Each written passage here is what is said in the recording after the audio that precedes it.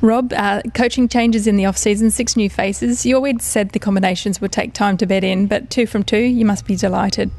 We're certainly delighted with the 2 from 2. Certainly those combinations are taking some time, and I think both games we've probably seen that saw patches of what we're after, but certainly nowhere near as consistent as we need to be. Last week saw 3 changes from round 1 with Carla, April and Brooke starting the game. You must have been happy with those performances? Yeah, so when you get a few injuries, the only upside I really see is that it gives opportunity to other players, and that gave us an opportunity to get a couple more out there. So we've now got 11 of our 12 original members on court this season so far.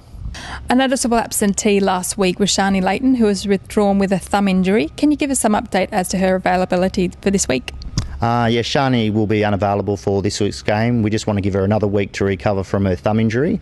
So Michaela Wilson will come in as a replacement player for this week. Michaela was in the World Youth Cup team last year.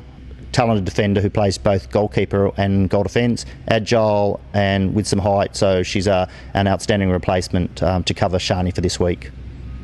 Just on the replacement players, has any long-term decision been made on a replacement for Paige Hadley? No, we haven't as yet made a decision about a long-term replacement. Taylor Davies will continue to be the replacement player for the Thunderbirds game, and then that will be for this week, and then we'll make a decision around a long-term replacement in the coming weeks.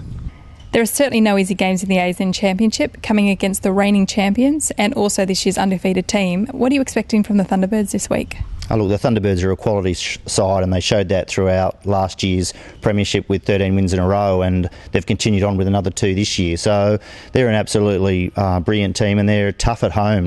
They've got an amazing home record, so it's going to be a tough one. What will the Swifts have to do or work on to come home with the win? Oh, look, it's a cliche. I think it's about consistency, though. We've certainly shown in patches how good we can be, but we've really shown them in patches. We certainly haven't put more than a couple of quarters together in either of our games so far, and to be a contender in this game, we're really going to have to put them together for 4 quarters.